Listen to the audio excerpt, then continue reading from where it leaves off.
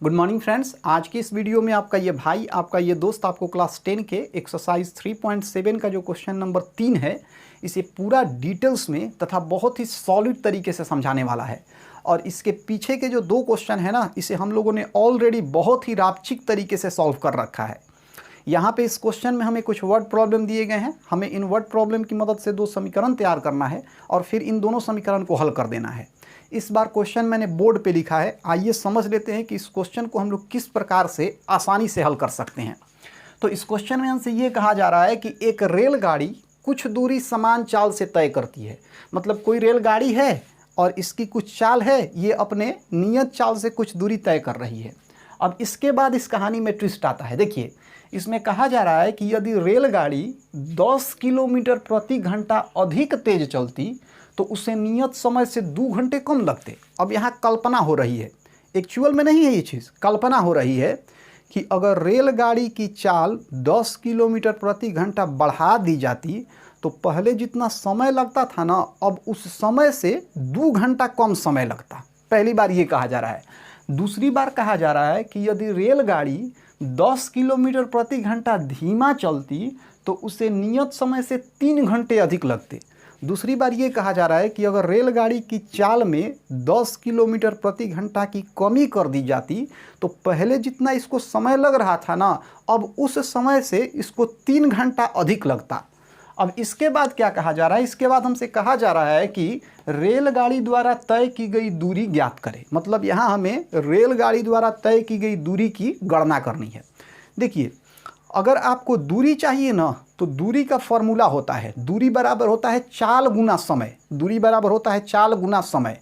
अगर आपको दूरी चाहिए ना, तो आप किसी तरीके से चाल और समय को पकड़ लीजिए। अगर आप चाल और समय को पकड़ लेते हैं ना, तो दूरी आपके हाथ में आ जाएगा। तो हम यहाँ क्या करेंगे, हम यहाँ चाल और समय को पकड़ेंगे और जैसे ही हमें चाल और समय मिलेगा ना, तो चाल और समय का को गुना कर देंगे ना, तो हमें दूरी मिल जाएगा। तो पहला काम हमारा ये है कि हम किसी तरीके से चाल और समय को पकड़ेंगे। अब यहाँ पे न तो रेलगाड़ी की वास्तविक चाल दी गई है और न ही पूरी यात्रा को तय करने में रेलगाड़ी द्वारा लिया गया समय दिया गया है। हम अपने मन से मान लेंगे कि रेलगाड़ी की चाल x किलोमीटर प्रति घंटा है और पूरी यात्रा को तय करने में लगा समय y घंटा है। आप देख सकते हैं, मैंने यहाँ लिखा हुआ है, माना रेलगाड़ी की सामान्य चाल बराबर x किलोमीटर प्रति घंटा तथा पूरी यात्रा में लगा समय बराबर y घंटा। अब इसके बाद यहाँ हम लोग लिखेंगे प्रश्न से। इसके बाद यहाँ हम लोग लिखेंगे प्रश्न से। चलिए अब प्रश्न की तरफ बढ़ते हैं। देखिए, इस क्वेश्चन में पहली बार क्या कहा जा रहा है? पहली बार कहा जा रहा है कि यदि रेलगाड़ी 10 किलोमीटर प्रति घंटा अधिक तेज चलती तो उसे नियत समय से 2 घंटे कम लगते। ठीक है, तो देखिए, चाल की बात हो रही है और समय की बात हो रही है। हमने रेलगाड़ी के चाल को क्या माना है? x माना है। और क्वेश्चन में कहा जा रहा है कि अगर इसके चाल को 10 किलोमीटर प्रति घंटा बढ़ा दिया जाता, तो देखिए, इसका सामान्य चाल है x और 10 किलोमीटर प्रति घंटा बढ़ा दिया जाएगा ना, तो अब इसका चाल हो जाएगा x + 10। तो ये तो है चाल। अब बात कर लेते हैं समय की। कहा जा रहा है कि अगर 10 किलोमीटर प्रति घंटा इसका चाल बढ़ा दिया जाता ना, तो 2 घंटा कम समय लगता। 2 घंटा कम समय लगता। तो नॉर्मली समय कितना लग रहा था? y घंटा। अब 2 घंटा कम लग रहा है, तो अब हो जाएगा y - 2 घंटा। ठीक है, अब देखिए, ये चाल है और ये समय है। चाल गुना समय, चाल गुना समय किसके बराबर होता है? दूरी के बराबर। आप देख सकते हैं, चाल गुना समय बराबर दूरी। तो चाल गुना समय यहाँ भी क्या होगा? दूरी के बराबर होगा। तो इधर बराबर के उस तरफ क्या होगा? दूरी होगा। अब यहाँ आप एक चीज़ समझिए, रेलगाड़ी की चाल अगर x है और समय y है, तो दूरी कितनी होनी चाहिए? इसकी दूरी होनी चाहिए x गुना y अर्थात xy। तो दूरी हो जाएगी xy किलोमीटर। तो इधर हमें दूरी ही लिखना है ना, तो यहाँ लिख देंगे xy। अब इसे सॉल्व कर देंगे। देखिए, x में y से गुना करेंगे ना, तो xy हो जाएगा। ठीक है, x में -2 से गुना करेंगे तो -2x हो जाएगा। 10 में y से गुना करेंगे ना, तो 10y हो जाएगा। और 10 में -2 से गुना करेंगे तो -20 हो जाएगा। अब बराबर में इधर हो जाएगा xy। अब xy से xy तो खत्म, शहीद हो गया। xy शहीद। अब इसके बाद देखिए, यहाँ है -2x + 10y - 20 और बराबर में कुछ नहीं है। तो जब बराबर में कुछ नहीं है तो 0 लिख सकते हैं ना, कोई दिक्कत नहीं है। देखिए, यहाँ लिखेंगे -2x + 10y माइनस 20 अब बराबर के उस तरफ कुछ नहीं है तो कुछ नहीं है तो 0 है। अब देखिए x और y को इधर ही रखेंगे और -20 को बराबर के उस तरफ फेंक देंगे। तो यहाँ लिखेंगे -2x प्लस 10y बराबर 0 ज्यों का त्यों, -20 कूद के इधर से उधर आ जाएगा तो ये हो जाएगा +20। अब इसे हल कर देंगे तो ये हो जाएगा -2x प्लस 10y बराबर 0 + 20 क्या हो जाएगा 20 हो जाएगा। और यही हो जाएगा हमारा समीकरण फर्स्ट। हम चाहें तो समीकरण फर्स्ट को और छोटा भी कर सकते हैं। देखिए यहाँ से हम 2 को कॉमन निकाल लेंगे, इसमें से 2 को कॉमन निकाल लेंगे। तो चलिए 2 को कॉमन निकाल लेते हैं। तो यहाँ -2x है तो यहाँ -x हो जाएगा, क्योंकि 2 में -x से गुना करेंगे तो -2x होगा। इसके बाद प्लस यहाँ 10y है, यहाँ 2 है। 2 में कितना से गुना करें कि 10y आ जाए, तो 2 में 5y से गुना करेंगे तो 10y आ जाएगा। अब बराबर में इधर है 20। अब देखिए ये जो 2 है ना, ये 20 को 10 बार में कटा देगा, 2 दहिया 20। तो अब हमें क्या मिला, हमें मिला -x प्लस 5y बराबर 10। तो इस चीज़ को लिख देंगे, यहाँ लिखेंगे कि -x प्लस 5y अब बराबर में है 10। अब यही हो जाएगा हमारा समीकरण फर्स्ट। तो पहली कल्पना का प्रयोग करके, पहले कंडीशन का प्रयोग करके हमने समीकरण फर्स्ट निकाल लिया। अब जो यहाँ दूसरी कल्पना दी गई है ना, उसका प्रयोग करके हम समीकरण सेकंड निकाल लेंगे। देखिए कैसे, सेकंड देखते जाइए कैसे निकलता है। देखिए दूसरी बार में कहा जा रहा है कि यदि रेलगाड़ी 10 किलोमीटर प्रति घंटा धीमी चलती, तो पहले चाल कितनी थी x, 10 किलोमीटर प्रति घंटा धीमा हो गया। तो धीमा हो गया मतलब चाल घट गया। तो पहले x था, अब चाल घट गया 10 किलोमीटर प्रति घंटा, तो अब हो जाएगा x - 10। अब समय के साथ क्या कहा जा रहा है, कहा जा रहा है कि यदि रेलगाड़ी 10 किलोमीटर प्रति घंटा धीमी चलती तो उसे नियत समय से 3 घंटा अधिक लगता। मतलब पहले जितना समय था ना, अब उससे 3 घंटा अधिक लग रहा है। तो पहले समय कितना था, पहले समय y था, अब 3 घंटा अधिक लग रहा है, मतलब समय बढ़ जाएगा। तो यहाँ लिखेंगे y + 3, y + 3। फिर वही कहानी है। देखिए ये चाल है, ये समय है। चाल गुना समय बराबर क्या होता है, दूरी होता है। और दूरी कितनी है, दूरी शुरू में मैंने आपको बताया था ना, दूरी कितनी है xy। तो यहाँ लिख देंगे xy। फिर वही काम करेंगे, x को y से गुना करेंगे ना, तो यहाँ xy हो जाएगा। x को 3 से गुना करेंगे तो 3x हो जाएगा।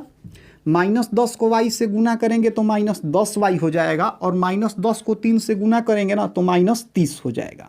इधर बराबर xy। चलिए देखिए xy xy खत्म, xy खत्म। अब इधर लिख सकते हैं 3x - 10y - 30, और उधर कुछ नहीं है बराबर के, तो 0 लिख देंगे। तो यहाँ लिख देंगे 3x - 10y - 30, और उधर कुछ नहीं है तो 0। अब यहाँ फिर वही काम करेंगे। देखिए x और y को इधर ही रखेंगे और 30 को उधर भेज देंगे। तो यहाँ लिखेंगे 3x - 10y बराबर 0 ज्यों का त्यों, और -30 इधर से उधर जाएगा ना तो हो जाएगा +30। अब यहाँ लिख सकते हैं 3x - 10y अब बराबर में 0 + 30 क्या हो जाएगा, 30 हो जाएगा। और ये हो जाएगा हमारा समीकरण सेकंड। तो देखिए यहाँ हमने 2 समीकरण तैयार कर दिया। अब हम इन दोनों समीकरण को हल कर देंगे, हमारा काम हो जाएगा। तो आइए इन दोनों समीकरण को हम हल करते हैं। तो इसके लिए मुझे क्या करना पड़ेगा, इसके लिए मुझे पहले इन दोनों समीकरण को एक साथ लिखना पड़ेगा।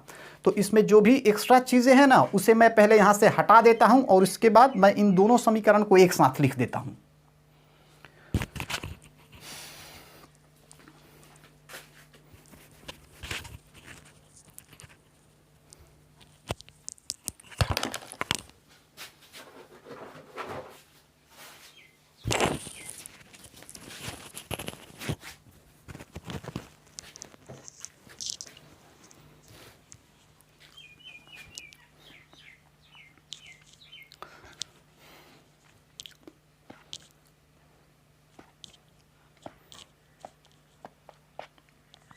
अब यहाँ पे हमें समीकरण फर्स्ट मिल गया, समीकरण सेकंड मिल गया। अब हम क्या करेंगे, इन दोनों समीकरण की मदद से आसानी से हम x y का मान निकाल सकते हैं। तो आइए पहले इन दोनों समीकरण को हम एक साथ लिख लेते हैं। तो इसके लिए जो भी एक्स्ट्रा चीज़ें हैं मुझे यहाँ से हटाना पड़ेगा। तो मैं इन एक्स्ट्रा चीज़ों को यहाँ से हटा देता हूँ, और फिर इसके बाद इन दोनों समीकरण को एक साथ लिख देता हूँ, जिससे कि हमें इन दोनों समीकरण को हल करने में सुविधा हो। तो आइए इन दोनों समीकरण को पहले हम एक साथ लिख देते हैं। ठीक है, तो पहले इस समीकरण को लिखेंगे, ये बड़ा भाई है, -x + 5y बराबर 10। माइनस एक्स प्लस 5y अब बराबर में इधर है 10। अब छोटा भाई 3x माइनस 10y बराबर 30, 3x माइनस 10y अब बराबर में है 30। ये है हमारा समीकरण फर्स्ट और ये है हमारा समीकरण सेकेंड। अब इन दोनों समीकरण को यहाँ हम किसी भी विधि के द्वारा हल कर सकते हैं। फिलहाल मैं यहाँ विलोपन विधि की मदद से इन दोनों समीकरण को हल कर दे रहा हूँ। तो इसके लिए मुझे क्या करना पड़ेगा, दोनों समीकरण में से या तो x नहीं तो y वाले पद को गायब करना पड़ेगा। मैं यहाँ फिलहाल y वाले पद को गायब कर दे रहा हूँ। तो इसके लिए मैं क्या करूँगा, मैं समीकरण फर्स्ट में 10 से गुना करूँगा और सेकेंड में 5 से गुना करूँगा। तो यहाँ मैं लिखूँगा समीकरण फर्स्ट गुना 10 और यहाँ लिखूँगा कि सेकेंड गुना 5 करने पर, चलिए समीकरण फर्स्ट में 10 से गुना कीजिए। यह है समीकरण फर्स्ट। तो माइनस एक्स में 10 से गुना करेंगे ना तो माइनस 10x हो जाएगा। अब 5y में 10 से गुना करेंगे ना तो 10 5 50y हो जाएगा। 10 में 10 से गुना करेंगे ना तो 100 हो जाएगा। अब सेकेंड में 5 से गुना करना है, ये सेकेंड है। 3x में 5 से गुना करेंगे ना तो 15x हो जाएगा। अब 10y में 5 से गुना करेंगे ना तो 50y हो जाएगा। अब बराबर में 30 में 5 से गुना करेंगे तो 150 हो जाएगा। अब यहाँ हमें y वाले पद को गायब करना है। तो हम क्या करेंगे, अगर हमें यहाँ y वाले पद को गायब करना है ना तो हम समीकरण फर्स्ट में सेकेंड को जोड़ देंगे। जैसे ही समीकरण फर्स्ट में सेकेंड को जोड़ेंगे तो y वाला पद गायब हो जाएगा। कैसे, देखिए समीकरण फर्स्ट में है 50y और सेकेंड में है माइनस 50y। क्या किया जाए कि ये दोनों गायब हो जाए, तो अगर बीच में हम जोड़ का चिन्ह दे देंगे ना तो दोनों गायब हो जाएगा। देखिए 50y जो कहते हैं प्लस माइनस माइनस और यहाँ आ जाएगा 50y। देखिए दोनों गायब हो गया ना। तो अब हम क्या करेंगे, समीकरण फर्स्ट में समीकरण सेकंड को जोड़ देंगे। तो इस चीज़ को हमें लिखना पड़ेगा। तो इसको हम एक्स्ट्रा नहीं लिखेंगे, हमें समीकरण फर्स्ट में सेकंड को जोड़ना है ना, तो यहाँ हम प्लस का चिन्ह दे देंगे। अब ये हो गया समीकरण फर्स्ट गुना 10 प्लस सेकेंड गुना 5 करने पर। अब आइए इसे जोड़ देते हैं हम। तो देखिए ऊपर है माइनस 10x और नीचे है 15x। माइनस 10x जोड़ 15x को अगर आप हल कीजिएगा तो ये हो जाएगा हमारा 5x। तो यहाँ हम लिख देंगे 5x। अब देखिए प्लस 50y या माइनस 50y खत्म हो जाएगा। अब ऊपर 100 है नीचे 150 है, अगर इन दोनों को जोड़ेंगे ना तो ये हो जाएगा 250। तो 5x बराबर 250 मिला। x को जैसे ही बाहर निकालेंगे ना तो 5 कूद के 250 के नीचे चला जाएगा। तो यहाँ से x बराबर लिखेंगे 250 बटा 5। अब इसे कटा देंगे तो x बराबर हमें मिलेगा, ये तो हो जाएगा 50 25, यहाँ आ जाएगा 0, मतलब 50 बार में 50 बार 5 जो है 50 बार में 250 को कटा देगा। तो x बराबर हमें मिल जाएगा 50। अब x का तो मान हमें मिल गया। अब यहाँ से x का मान चाहे तो हम समीकरण फर्स्ट में भी रख सकते हैं, सेकेंड में भी रख सकते हैं। दोनों जगह से हमें y का मान मिल जाएगा। फिलहाल मैं यहाँ x के मान को समीकरण फर्स्ट में रख दे रहा हूँ। तो यहाँ मैं लिखूँगा, इस चीज़ को मुझे लिखना पड़ेगा कि x का मान समीकरण फर्स्ट में रखने पर, x का मान समीकरण फर्स्ट में रखने पर क्या है समीकरण first, minus x plus 5y बराबर 10, माइनस एक्स प्लस 5y बराबर 10। चलिए x कितना है, 50 है ना। तो यहाँ हम लोग लिखेंगे माइनस 50, क्योंकि माइनस जो कहते हैं वहाँ x की जगह पे 50, प्लस 5y और बराबर में इधर हो जाएगा 10। अब देखिए 5y को यहाँ से हम बाहर खींच लेंगे। तो यहाँ से हम लिखेंगे 5y बराबर 10 जो कहते हैं, अब माइनस 50 इधर से जब उधर जाएगा ना तो ये हो जाएगा प्लस 50। तो 10 और 50 क्या होगा 60, इधर है 5y, तो 5y बराबर 60। अगर y को बाहर खींचेंगे ना तो 5 हुआ के 60 के नीचे चला जाएगा।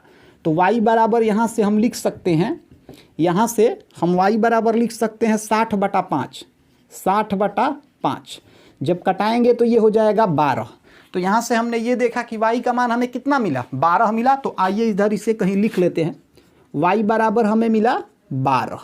अब देखिए x बराबर हमें मिल गया 50 और y बराबर हमें मिला 12। अब देखिए यहाँ पे हमने ये देखा कि x बराबर हमें 50 मिला और y बराबर 12 मिला। x हमने किसको माना था, रेलगाड़ी की सामान्य चाल को हमने x माना था। y किसको हमने माना था, तो रेलगाड़ी द्वारा लिया गया समय y माना था। तो इसका मतलब ये है कि रेलगाड़ी की चाल हो जाएगी 50 किलोमीटर प्रति घंटा और इसके द्वारा लिया गया समय हो जाएगा 12 घंटा। लेकिन यहाँ हमें चाल और समय नहीं निकालना है, यहाँ हमें दूरी निकालना है। तो दूरी तो अब आराम से निकल जाएगा, क्योंकि दूरी का फॉर्मूला होता है चाल गुना समय। चाल कितना आया है? चाल 50 है ना, तो यहाँ लिख देंगे चाल के नीचे 50 और समय कितना लगा है? तो समय लगा है 12। समय कितना लगा है? 12। अब 50 में अगर 12 से गुना करेंगे तो कितना हो जाएगा? 50 दहाइयाँ 500, 50 दूनी 100 माने 600। तो यहाँ हमारा आंसर हो जाएगा 600 किलोमीटर। आंसर क्या हो जाएगा? 600 किलोमीटर।